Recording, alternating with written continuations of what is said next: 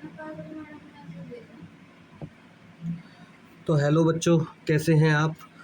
तो बच्चों आज हम पढ़ेंगे 11th क्लास का पॉलिटिकल साइंस का चैप्टर नंबर 2, जिसका नेम है right in the Indian constitution, भारतीय संविधान में अधिकार।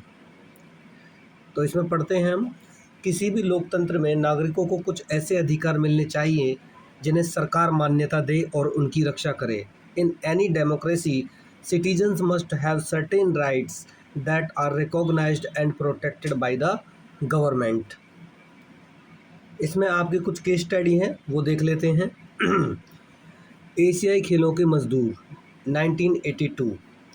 1982 में दिल्ली में एशियाई खेलों के निर्माण कार्य के लिए ठेकेदारों ने हजारों गरीब मजदूरों को काम पर लगाया। यानी कि 1982 during the construction work for the Asian games in Delhi, contractors employed thousand of poor construction workers.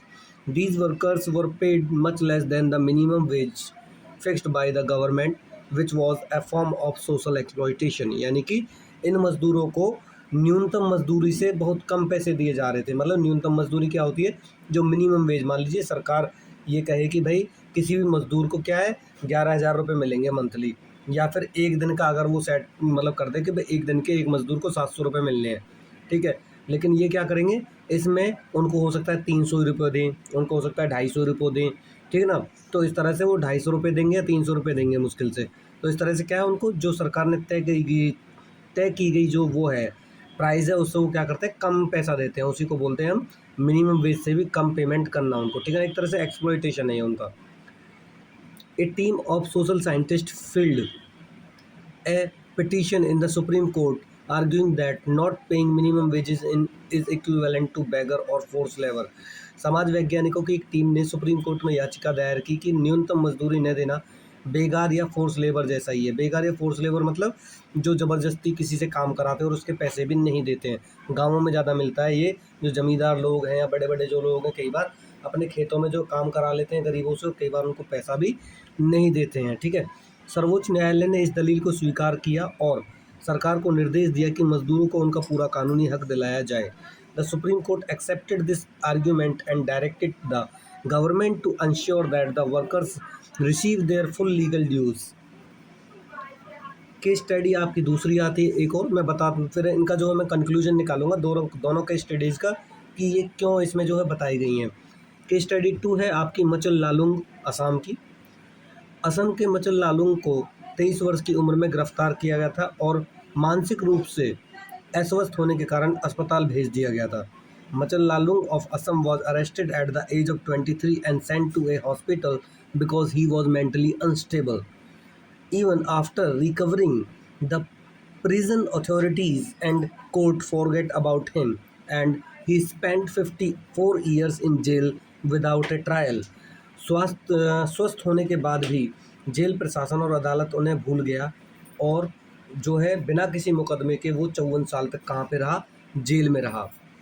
जब उन्हें 77 वर्ष की उम्र में रिहा किया गया तब तक उनका पूरा जीवन जो है बर्बाद हो चुका था, ठीक है ना। यानी कि एज ऑफ 77 में उनको रिलीज़ किया गया और एक तरह से देखा जाए तो लाइफ उनकी पूरी कम्प्लीटली जो है रुइंड हो चुकी थी, बर्बाद हो चुकी थी। यह घटना दिखाती है कि मचल लालुंग के जीवन और व्यक्तिगत स्वतंत्रता के अधिकार का गंभीर उल्लंघन हुआ है। यानी कि right to life and personal liberty का जो है पूरी तरह से क्या हुआ, वायलेट किए गए थे उनके राइट्स। कंक्लूजन क्या बताता है, कंक्लूजन बताता है इन ये दोनों घटनाएं या इन दोनों घटनाओं से पता चलता है कि अधिकारों का केवल संविधान में लिखा होना काफ़ी नहीं है, बल्कि उन्हें लागू करना भी ज़रूरी है। देखिए सिंपल सी बात है, संविधान में किसी कानून को आप बना दो, जब तक वो बिल्कुल रियल ग्राउंड पे उसका इम्प्लीमेंट नहीं किया जाएगा तब तक उन अधिकारों का कोई फ़ायदा नहीं है। जैसे कि मान लीजिए आपके कॉन्स्टिट्यूशन में आपको 6 राइट्स दे रखे हैं, ठीक है ना। किसके, इक्वालिटी का राइट्स दे रखा है, आपको फ्रीडम का राइट दे रखा है, आपको राइट अगेंस्ट एक्सप्लॉइटेशन दे रखा है, आपको राइट टू रिलीजन दे रखा है, राइट टू एजुकेशन दे रखा है and right to constitutional remedies दे रखा है। अगर ये सारे के सारे जितने भी जो राइट्स हैं अगर आपको वास्तविकता में ना दिए जाएं, केवल संविधान में लिखकर राइट करके छोड़ दिया जाए, क्या इन फंडामेंटल राइट्स का कोई फ़ायदा है? नहीं है फ़ायदा, ठीक है ना। तो वही बात ये कह रहे हैं कि संविधान में अधिकार होने के बावजूद भी इन लोगों की जो लाइफ है किस तरह से बर्बाद हुई है एक की लाइफ, और दूसरों को जो है एक्सप्लॉयटेशन हो रहा है, उनको मिनिमम वेज भी नहीं दिया जा रहा है जितना कि सरकार द्वारा तय किया गया है। सरकार ने तय तो कर दिया, लेकिन क्या है, उनको अभी भी वो नहीं दिया जा रहा है। बिल ऑफ राइट्स, अधिकारों का घोषणा पत्र, संविधान द्वारा नागरिकों को दिए गए संरक्षित अधिकारों की सूची को अधिकारों का घोषणा पत्र कहा जाता है। A list of rights mentioned and protected by the constitution is called a bill of rights.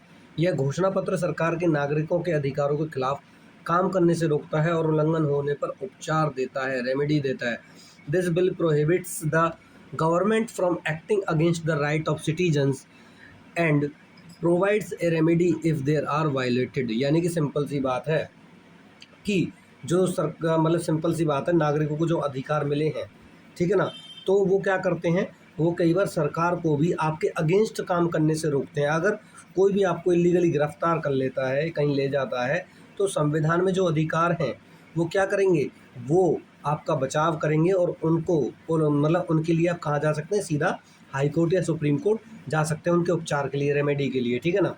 दक्षिण अफ्रीका का संविधान दिसंबर 1996 दुनिया का सबसे व्यापक अधिकारों का घोषणा पत्र प्रदान करता है। यानी कि साउथ अफ्रीकन कॉन्स्टिट्यूशन है, वो क्या करता है, provide one of the most extensive bill of rights in the world. फिर क्या है आपका, भारतीय संविधान में मौलिक अधिकारों की चर्चा करते हैं हम। Fundamental rights in the Indian constitution. स्वतंत्रता आंदोलन के दौरान नेहरू समिति ने 1928 में ही अधिकारों के एक घोषणा पत्र की मांग उठाई थी। यानी कि जो है नेहरू रिपोर्ट थी। During the freedom struggle the Nehru committee demanded a bill of rights in 1928। भारतीय संविधान के भाग 3 में, पार्ट 3 में 6 फंडामेंटल राइट्स का क्या किया गया है, एक तरह से इंक्लूड किया गया उनको। फिर इन्हें मौलिक इसलिए कहा जाता है क्योंकि ये इंसान के विकास के लिए ज़रूरी हैं और संविधान स्वयं इनकी सुरक्षा की गारंटी देता है। सिंपल सी बात है, फंडामेंटल राइट्स को हम फंडामेंटल क्यों कहते हैं, why, because they are very essential for human development. यानी कि एक इंसान को जीने के लिए भाई ये अधिकार तो चाहिए। सिंपल सी बात है भाई, समानता चाहिए इंसान को जीने के लिए, स्वतंत्रता चाहिए इंसान को जीने के लिए, कोई उसका एक्सप्लॉयटेशन ना कर सके, शोषण ना कर सके, ये चाहिए, सिंपल सी बात है। और इसके अलावा भाई वो कोई भी धर्म अपना ले अपना, और उसके विकास के लिए शिक्षा कितनी ज़रूरी होती है आप भी जानते हैं। और अगर इन सबको कोई छीनने की कोशिश करता है तो भाई कोई तो होना चाहिए, लाइक सुप्रीम कोर्ट जैसा कोई संस्था तो होनी चाहिए जो उसके प्रोटेक्ट कर सके उसके अधिकारों को। कॉन्स्टिट्यूशन जैसा कोई डॉक्यूमेंट तो होना चाहिए जहाँ ये लिखा हुआ हो कि कोई भी व्यक्ति का अगर उसके फंडामेंटल राइट्स का एक्सप्लॉयटेशन होगा तो उसके अगेंस्ट क्या की जाएगी, कार्रवाई की जा सकती है, ठीक है ना। फिर क्या होता है, साधारण अधिकार और मौलिक अधिकार में क्या अंतर होता है। तो साधारण अधिकारों को सामान्य कानून द्वारा सुरक्षित और लागू किया जाता है, जबकि मौलिक अधिकारों को सीधे संविधान सुरक्षा देता है। Ordinary right are protected and enforced by the ordinary law, where fundamental right are protected directly by the constitution. यानी कि सिंपल सी बात है, जो साधारण कानून है वो साधारण बुक्स में लिखे होते हैं, ठीक है ना, अलग से उनके लिए बुक्स होती है। लेकिन अगर आप बात करें कॉन्स्टिट्यूशन, ये फंडामेंटल राइट्स की, तो ये आपको डायरेक्टली हमारे संविधान में लिखे हुए मिलेंगे, ठीक है। साधारण अधिकारों को संसद कानून बदलकर बदल सकती है, लेकिन जो हमारे फंडामेंटल राइट्स हैं उनको बदलने के लिए संविधान में संशोधन करना पड़ेगा। संशोधन मतलब बदलाव करना पड़ेगा। और याद रखिए, फंडामेंटल राइट्स में बदलाव के लिए बहुत ही ह्यूज लेवल पे जो है क्या करना पड़ेगा, वोटिंग होती है। और केवल वोटिंग ही नहीं होती, उसके अलावा कुछ राज्यों की सहमति भी चाहिए, क्योंकि हर तरीके का जो है कॉन्स्टिट्यूशनल अमेंडमेंट है, सिंपल वाला भी है और कॉम्प्लेक्स वाला भी है। तो फंडामेंटल राइट्स कॉम्प्लेक्स वाले में आते हैं, जल्दी सी बदलाव नहीं कर सकता इनमें कोई। मौलिक अधिकार निरंकुश और असीमित नहीं है। सिंपल सी बात है, आपको राइट्स दे रखे हैं बट दैट डजेंट मीन कि वो अनलिमिटेड है, ठीक है ना। आप they the government can impose reasonable restrictions on them for public welfare. यानी कि आप पर जो है आपके जो अधिकार है उन पर कहीं ना कहीं जो रीजनेबल रेस्ट्रिक्शंस लगी होती हैं, यानी कि इतने प्रतिबंध लगे होते हैं कि सरकार आपके लिए क्या कर सके, कुछ काम कर सके, और कहीं ऐसा ना हो भाई सरकार उचित काम कर रही है और आप अपने फंडामेंटल राइट्स का क्या कर रहे हो, मतलब एक तरह से मिसयूज़ कर रहे हो। तो उसको रोकने के लिए भी क्या किया गया, सरकार को कुछ पावर्स दी गई हैं ताकि वो आपका भला कर सके। और हाँ, उसको पावर भी दी गई है, साथ में आपको भी राइट्स दिए हुए हैं कि सरकार अगर कुछ ज़्यादा गलत करेगी तो आप उसको रोक सकते हैं, ठीक है ना। ओके, तो आप जानते हैं आपके 6 फंडामेंटल राइट्स हैं कौन कौन से। राइट टू इक्वालिटी है, राइट टू फ्रीडम है, और राइट अगेंस्ट एक्सप्लॉयटेशन है, right to freedom of religion है, कल्चरल एंड एजुकेशनल राइट्स है, राइट टू कॉन्स्टिट्यूशनल रेमेडीज़ है, और हमारा कौन सा है, right to constitutional remedies. Okay, so आगे बढ़ते हैं हम। स्वतंत्रता का अधिकार, राइट टू फ्रीडम, ठीक है ना। हमारा इससे पहले आ जाता है आपका राइट टू इक्वेलिटी, वो है नहीं अभी। हाँ ठीक है, देख लेते हैं। राइट टू इक्वेलिटी आता है सबसे पहले हमारा, ठीक है ना। राइट टू इक्वेलिटी आता है, और ये आर्टिकल के 14 आर्टिकल से लेके जो है आर्टिकल 18 तक जो है आपको देखने को मिलते हैं। कौन से? Right to equality. आर्टिकल जो 14 है वो कहता है कि इक्वेलिटी बिफोर लॉ। क्या है? इक्वेलिटी बिफोर लॉ, कानून के सामने सभी समान होंगे। फिर जो है आर्टिकल 15 कहता है किसी के भी साथ रिलीजन, जेंडर, कास्ट, रीजन और बर्थ प्लेस के अकॉर्डिंग जो है किसी के से भी साथ क्या है, भेदभाव नहीं किया जाएगा। यानी कि कोई भी सार्वजनिक जो स्थान है, पब्लिक प्लेसेस हैं, उनमें आराम से जा सकता है, कोई भी उनके साथ जो है डिस्क्रिमिनेशन नहीं किया जाएगा। इसके अलावा जो आर्टिकल 17 है वो क्या करता है, ये बहुत इंपॉर्टेंट है, ये अनटचेबिलिटी को, किसको? अनटचेबिलिटी को क्या करता है? अनटचेबिलिटी को अबॉलिश करता है। अनटचेबिलिटी जानते हो ना, छुआछूत। आपको एक कास्टिस्ट जो लोग हैं कई बार क्या करते हैं, ये लोगों के साथ भेदभाव करते हैं, यानी कि उनको छूना भी क्या समझते हैं, एक तरह से अपवित्र मानते हैं उनको। तो भारतीय संविधान इसको क्या करता है, पूरी तरह से खारिज करता है, ख़त्म करता है। ओके, और आपका जो आर्टिकल 18 है ये क्या करता है, ये जो आपकी उपाधियां हैं, क्या है, टाइटल्स हैं, उनका एंड करता है। और ये कहता है कि अब टाइटल्स केवल कौन देंगे, जो मोस्टली जो मिलिट्री के एरिया में जो दिए जाते हैं ना, परमवीर चक्र, वीर शौर्य चक्र जो है, केवल वहीं पे आपको टाइटल दिए जाएंगे, और कहीं से भी आपको टाइटल नहीं मिलेंगे, ठीक है ना। फिर आता है हमारा आपका राइट टू फ्रीडम, स्वतंत्रता का अधिकार। ये होता है हमारा 19 से लेके 22 तक, ठीक है। 14 से 18 तक क्या था, राइट टू इक्वेलिटी था। अब बात करते हैं राइट टू फ्रीडम की। सो राइट टू फ्रीडम की बात जो है, under article 19 citizens are given 6 basic freedoms. यानी कि इस आर्टिकल के अंदर भी आपको 6 तरह की जो है फ्रीडम दी गई है। पहला, स्पीच की, यानी कि बोलने की, पीसफुल असेंबल होने की, फॉर्मिंग एसोसिएशंस, ठीक है ना, और मूवमेंट्स, रेजिडेंस और ट्रेड। यानी कि आप जो है, आपको बोलने की आज़ादी है, आप पीसफुली कहीं भी इकट्ठा हो सकते हैं बिना हथियारों के, आप ऑर्गेनाइजेशंस बना सकते हैं अपनी। इसके अलावा आप कहीं भी देश में मूवमेंट कर सकते हैं, आ सकते हैं, जा सकते हैं। रेजिडेंस मतलब आप कहीं भी बस सकते हैं, और ट्रेड मतलब यानी कि आप कोई भी व्यापार, काम वगैरह कुछ भी कर सकते हैं, पूरी तरह से आज़ादी है आपको, ठीक है। अच्छा जी, इसके अलावा क्या है, अपराधों के लिए दोष सिद्धि के संबंध में संरक्षण, अनुच्छेद आर्टिकल 20 कहता है किसी भी व्यक्ति को एक ही अपराध के लिए 2 बार सजा नहीं दी जा सकती। A person can not be punished twice for a same offence, ठीक है ना। अच्छा जी, फिर आता है आपका आर्टिकल 21, ये कहता है जीवन और व्यक्तिगत स्वतंत्रता का अधिकार, right to life and personal liberty. यानी कि no person can deprived of his life except according to the procedure established by law. यानी कि किसी व्यक्ति को कानून द्वारा स्थापित प्रोसेस के बिना उसके जीवन से वंचित नहीं किया जा सकता, ठीक है ना। उसकी एक प्रोसेस होगी, ठीक है, तब जाके मतलब उसके जो है अगेंस्ट एक्शन लिया जाएगा। फिर क्या है, आपका है शिक्षा का अधिकार। यानी कि आर्टिकल 21 में भी एक शिक्षा का अधिकार दिया गया है 21A में। यानी कि 6 से लेकर 14 ईयर के जो बच्चे हैं, चिल्ड्रंस हैं, उनके लिए क्या है, उनके लिए फ्री एंड कंपलसरी एजुकेशन कर दी गई है, मुफ्त और अनिवार्य शिक्षा, ठीक है। ओके, ये उनका फंडामेंटल राइट में डाल दिया गया, और ये बहुत अच्छा कदम है कि ये चीज़ फंडामेंटल राइट में आ गई है। फिर बात करते हैं गिरफ्तारी और नज़रबंदी संरक्षण।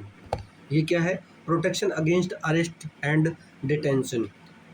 It is mandatory to produce the arrested person before a magistrate within 24 hours। यानी कि किसी भी व्यक्ति को अगर गिरफ्तार किया जाता है तो 24 घंटे के अंदर अंदर उसको जज के सामने क्या है, पेश करना होगा। निवारक नज़रबंदी, ये बहुत इंपॉर्टेंट है, आप जरा इसको ध्यान से सुनिए। What is preventive detention? When the government feel that a person can pose a threat to national security or peace, they can be arrested even before committing a crime। यानी कि अगर जब सरकार को ये लगे कि कोई व्यक्ति देश की सुरक्षा और शांति के लिए खतरा हो सकता है, तो सरकार उसको क्या कर सकती है, शक के आधार पर ही कई बार गिरफ्तार कर सकती है, ताकि उसको अपराध होने से पहले क्या है, उसको रोक दे। ये क्या है, generally the maximum period of the preventive detention can only 3 months, after which a review by an advisory board is required। यानी कि निवारक नज़रबंदी जो है मैक्सिमम 3 महीने तक हो सकती है, उसके बाद एक सलाहकार बोर्ड की समीक्षा जरूरी होती है। यानी कि उसको ज़्यादा लॉन्ग टाइम तक जो है आप अपने डिटेंशन में नहीं रख सकते हैं, ठीक है ना। फिर आता है आपका शोषण के विरुद्ध अधिकार, आर्टिकल 23 और 24 आते हैं इसमें। तो 23 क्या कहता है, ह्यूमन ट्रैफिकिंग और बिना मजदूरी दिए जबरन काम करवाने यानी कि बेगार पर पूरी तरह से रोक है। यानी कि फोर्स जो लेबर है या बेगार है वो कम्प्लीटली प्रोहिबिटेड है।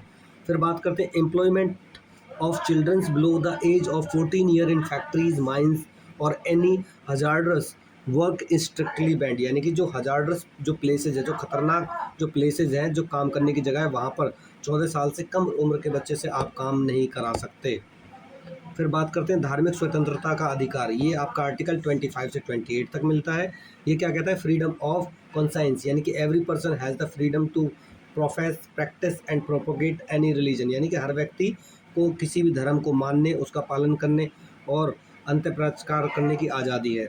फिर धर्म के प्रचार के अधिकार में किसी भी व्यक्ति के साथ जबरन धर्म परिवर्तन कराने का अधिकार शामिल नहीं है। The right to propagate religion does not include the right to forcibly convert any person.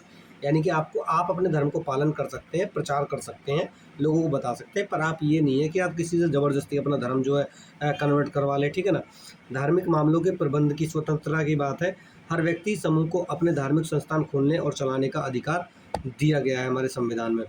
फिर बात करते हैं no person can compel to pay taxes mean for the promotion of a specific religion. यानी कि किसी भी व्यक्ति को ऐसे टैक्स देने की मजबूर नहीं किया जा सकता जिसका इस्तेमाल किसी खास धर्म को बढ़ावा देने में होता हो। यानी कि किसी भी एक धर्म के लिए कोई व्यक्ति कोई टैक्स वैक्स नहीं देगा, ठीक है ना। सरकारी पैसे से चलने वाले शिक्षण संस्थानों में कोई भी धार्मिक शिक्षा नहीं दी जा सकती। ये लाइन बहुत इम्पोर्टेंट है। जितने भी गवर्नमेंट स्कूल्स हैं, गवर्नमेंट चाहे कॉलेजेस हैं, उनमें आपने देखा होगा वहाँ पे कोई भी आपको रिलीजियसली काम होता नहीं मिलेगा। लेकिन ये सत्य है क्या? क्या ये चीज़ ग्राउंड में है आज भी टाइम में? नहीं है। क्यों नहीं है? आपने देखा होगा हर स्कूल में या फिर कॉलेजेस में आपको हमेशा सरस्वती जी की मूर्ति मिलती है। मैं उनके अगेंस्ट नहीं हूँ, बट अगर सरस्वती जी की मूर्ति मिलेगी तो भाई लॉर्ड बुद्धा की भी रखो, क्रिश्चियन की भी रखो, यानी कि जीसस क्राइस्ट की रखो, अल्लाह के हिसाब से कुछ रखो, जुडिज़्म के लिए कुछ रखो, क्योंकि अपना देश तो क्या है, सेकुलर कंट्री है। तो फिर इन बाकियों का क्या? क्या वास्तविकता में हमारे देश में ये जो कानून है फॉलो हो रहा है? नहीं हो रहा है, लेकिन एक दिन ज़रूर होगा जब लोग पढ़ लिख जाएंगे। फिर संस्कृति और शिक्षा संबंधी अधिकार आर्टिकल 29 से 30 में है ये। Any section of citizens in India has the right to conserve its distinct language, script और कल्चर। भारत के किसी भी नागरिक समूह को अपने विशेष भाषा, लिपि और संस्कृति को बचाए रखने का पूरा अधिकार दिया गया है। सभी भाषाई और धार्मिक अल्पसंख्यकों माइनॉरिटीज़ को अपनी पसंद के शिक्षण संस्थान खोलने और उन्हें चलाने का अधिकार है। All linguistic and religious minorities have the right to establish and administration educational institute of their choice. यानी कि कोई भी जो अल्पसंख्यक यहाँ पे रह रहा है वो शिक्षण संस्थान खोल सकता है आराम से और उसको चला भी सकता है, ठीक है बच्चे। संवैधानिक उपचारों का अधिकार, right to constitutional remedies article 32। यानी कि संवैधानिक उपचारों का अधिकार। इस उपचारों का अधिकार से समझ लीजिए अगर आपके कोई राइट्स को छीनता है तो आप उनको लागू करवाने के लिए आप सुप्रीम कोर्ट या हाई कोर्ट जा सकते हैं सीधा सीधा, ठीक है। तो डॉक्टर बी.आर. अम्बेडकर ने अनुच्छेद 32 को, आर्टिकल 32 को जो है संविधान का हृदय और आत्मा कहा है, heart and soul of the Indian constitution कहा है। If a citizen fundamental rights are violated they can directly approach the Supreme Court और द हाई कोर्ट। यानी कि अगर किसी के मौलिक अधिकारों का हनन होता है, उल्लंघन होता है, तो वो डायरेक्टली कहाँ जा सकते हैं? सुप्रीम कोर्ट या हाई कोर्ट जा सकते हैं। फिर बात करते हैं न्यायालयों द्वारा जारी की जाने वाली 5 writ, the 5 writs issued by the court. जो न्यायालय हैं वो इस आर्टिकल 32 के तहत 5 रिट निकाल सकते हैं। 5 रिट कौन कौन सी हैं? पहला है बंदी प्रत्यक्षीकरण, हैबियस कॉर्पस। यानी कि ये क्या कहता है? An order to produce an illegally detained person before the court. यानी कि जिस भी व्यक्ति को गैरकानूनी तरीके से गिरफ्तार किया गया है उसको कोर्ट के सामने आप क्या कीजिए? पेश कीजिए। फिर आता है आपका मैंडेमस, परम आदेश। ये क्या है? Issued when a public office fail to perform their legal duties commanding them to perform it. यानी कि जब कोई सरकारी अधिकारी अपना कानूनी कर्तव्य पूरा नहीं करता है तो अदालत उसे काम करने का आदेश देती है। फिर बात आती है आपकी प्रोहिबिशन, प्रतिषेध लेख। ये क्या है? ऊपरी अदालत द्वारा निचली अदालत को अधिकार क्षेत्र से बाहर जाकर काम करने के रोकने का आदेश। यानी कि issued by the higher court to lower court to stop it for exceeding its jurisdiction. यानी कि सिंपल सी बात है, एक बात मान लीजिए, जैसे कि आप फरीदाबाद जैसे ज़िले में रहते हैं, हरियाणा के। फरीदाबाद में 21 ज़िले हैं। अब मान लो 22 डिस्ट्रिक्ट्स हैं जो है हरियाणा में, अब तो 23 होने वाले हैं वैसे, ठीक है। मान लीजिए कोई कोर्ट फरीदाबाद में है, अब फरीदाबाद वाला कोर्ट पलवल वाले कोर्ट के जो एरिया है उसकी भी सुनवाई करने लगे, यानी कि पलवल के केसेस की भी सुनवाई करने लगे। तो जो हाई कोर्ट है या फिर जो सुप्रीम कोर्ट है वो फरीदाबाद कोर्ट को क्या कहेगा, फरीदाबाद कोर्ट को कहेगा कि भाई आप अपने अधिकार क्षेत्र से क्या जा रहे हो, बाहर जा रहे हो, आप केवल फरीदाबाद के केसेस को सुनो, आप पलवल के केसेस को नहीं सुन सकते, ये आपके अधिकार क्षेत्र में नहीं है। इसको बोलते हैं प्रोहिबिशन, प्रतिषेध रुकावट लगाना, ठीक है। फिर बात करते हैं अधिकार प्रक्षालेख, क्यो वारंटो। क्यो वारंटो क्या है, issued when the court find someone holding a public office they are not legally entitled to. जब कोई व्यक्ति किसी ऐसे सरकारी पद पर बैठ जाता है जिस पर उसका कानूनी हक नहीं है, तो कोर्ट उसकी योग्यता पूछता है कि आप किस योग्यता से इस पद पर बैठे हो, इस पोजीशन पे किस कारण बैठे हो, हमको क्या दीजिए, प्रूफ दीजिए इसका कोई, ठीक है ना।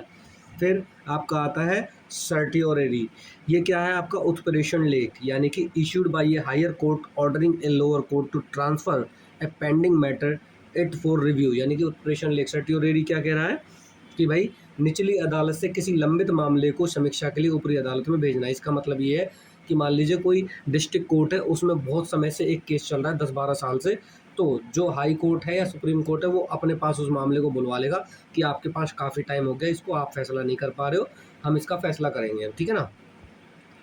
अब बात करते हैं फिर राष्ट्रीय मानव अधिकार आयोग, नेशनल ह्यूमन राइट्स कमीशन।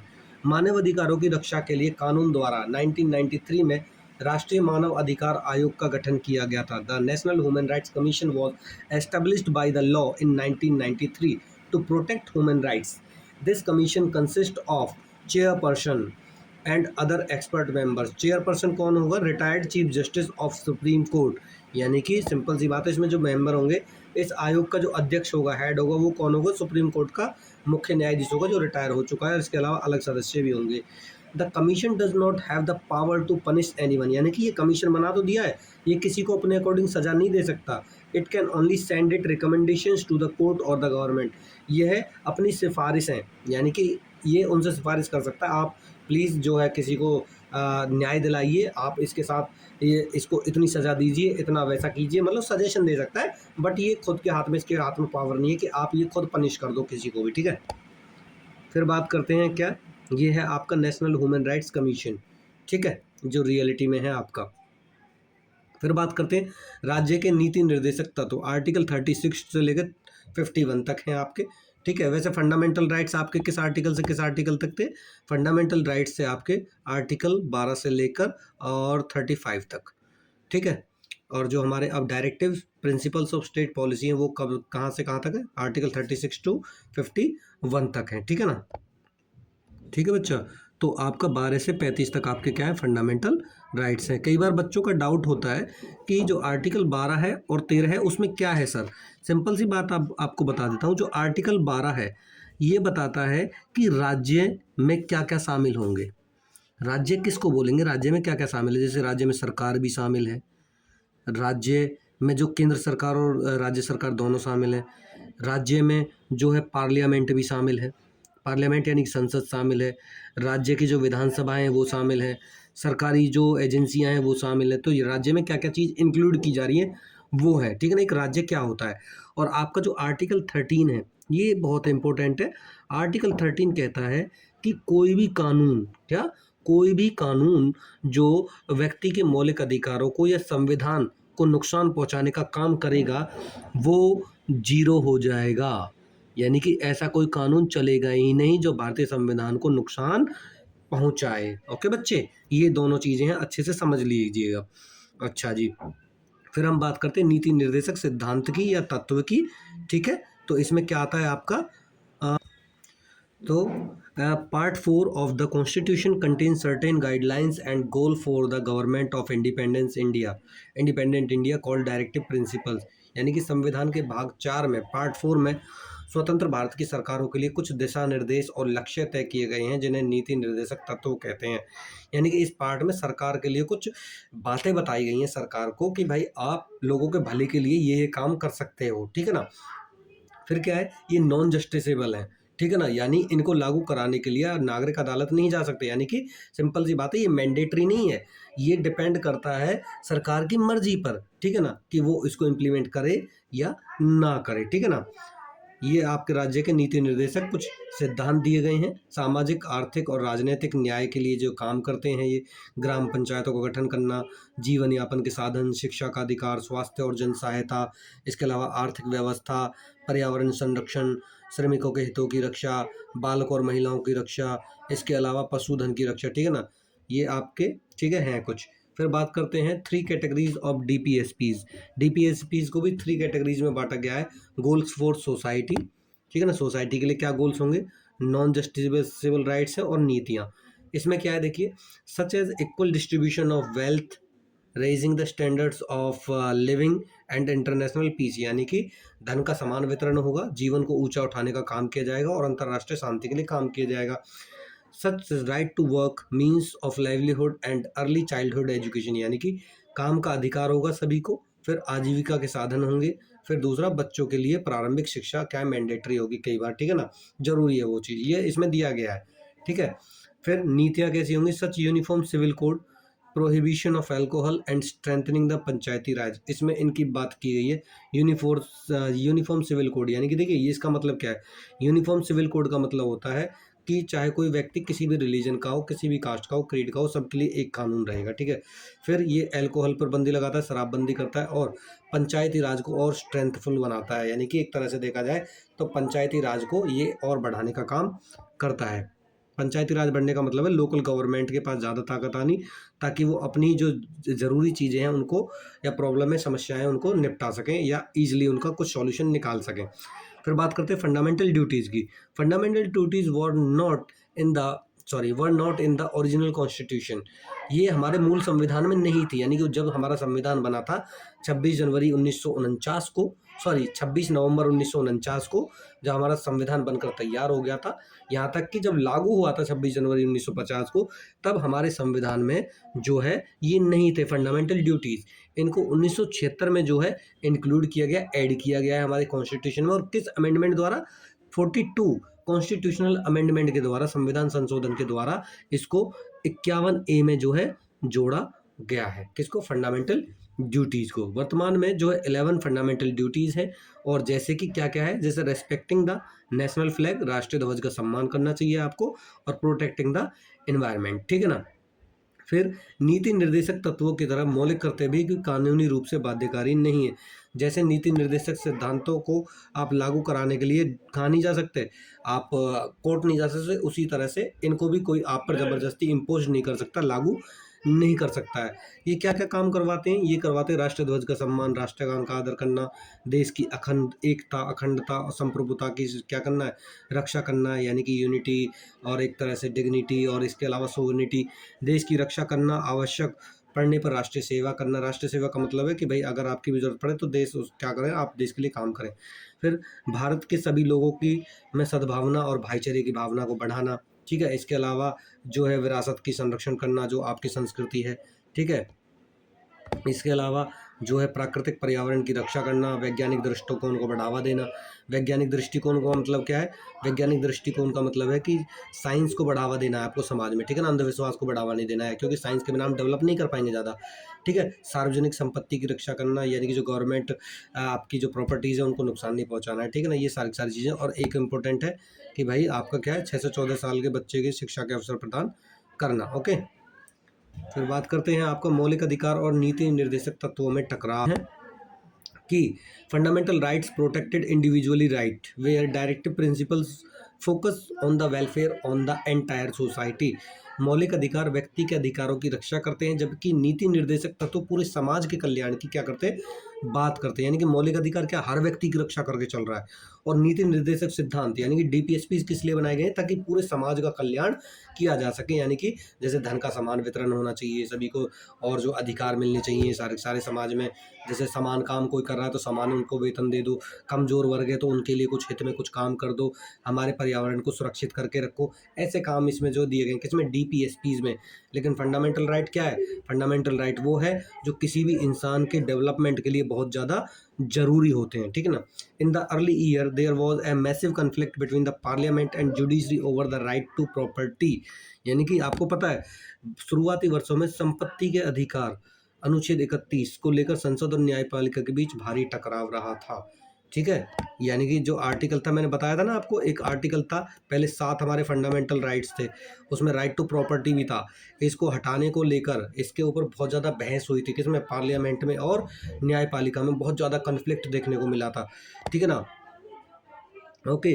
फिर जमींदारी उन्मूलन और भूमि सुधार को लागू करने के लिए सरकार ने संपत्ति के अधिकार को बाधित किया, जिसे कोर्ट में चुनौती दी गई। यानी कि सिंपल सी बात है, सरकार ये कह रही थी कि भाई संपत्ति पे थोड़ी लिमिटेशंस होनी चाहिए ताकि गवर्नमेंट कुछ लैंड ले सके, लैंड रिफॉर्म कर सके, और कुछ जो है वीकर सेक्शंस है उनमें लैंड को क्या कर सके, रीडिस्ट्रीब्यूट कर सके, ताकि जो है भारत का हर नागरिक क्या कर सके, डेवलप कर सके। बट क्योंकि वो फंडामेंटल राइट्स में थे तो पार्लियामेंट उसमें ईजिली चेंज नहीं कर सकती थी। और भाई जो सुप्रीम कोर्ट है उसका काम क्या है? उसका काम है फंडामेंटल राइट्स को प्रोटेक्ट करना। तो वो भी जल्दी नहीं मान रही थी कि नहीं, हम फंडामेंटल राइट्स में चेंज नहीं करने देंगे, ये गैर कानूनी है। तो बहुत टाइम तक जो है कोर्ट में है और पार्लियामेंट में क्या चलता रहा था, कन्फ्लिक्ट चलता रहा था। और आखिरकार क्या हुआ? आखिरकार लास्ट में 1978 में 44 संविधान संशोधन द्वारा संपत्ति के अधिकार को मौलिक अधिकारों की सूची से हटाकर एक सामान्य कानूनी अधिकार बना दिया गया। यानी कि 1978 में 44वें कॉन्स्टिट्यूशनल अमेंडमेंट द्वारा जो है इसको क्या कर दिया गया, फंडामेंटल राइट से हटाया गया और आर्टिकल 300A में रख दिया गया। और रखने के बाद क्या हुआ? रखने के बाद भैया सिंपल सी बात है कि अब ये क्या है, एक ऑर्डिनरी लॉ है जिसको आसानी से आप चेंज कर सकते हैं, ठीक है। फिर बात करते हैं, at present fundamental rights and directive principle are considered complementary to each other. वर्तमान में मौलिक अधिकार और नीति निर्देशक एक दूसरे के पूरक हैं। पूरक का मतलब है ये एक दूसरे के लिए जो है आपस में जो है मिलकर अगर काम करेंगे, ये दोनों, इन दोनों को एक साथ यूज किया जाएगा तो समाज का जो डेवलपमेंट है वो अच्छी तरह से हो पाएगा, ठीक है ना। तो इसी के साथ जो है आपका ये चैप्टर खत्म होता है। और बच्चों इसको बार बार देखो, आपका रिवीजन होगा, जितना रिवीजन होगा आप उतना अच्छा जो है लिख पाएंगे, कर पाएंगे, ठीक है। तो इसी के साथ आप पढ़ते रहिए, बढ़ते रहिए। जय हिंद, जय भारत।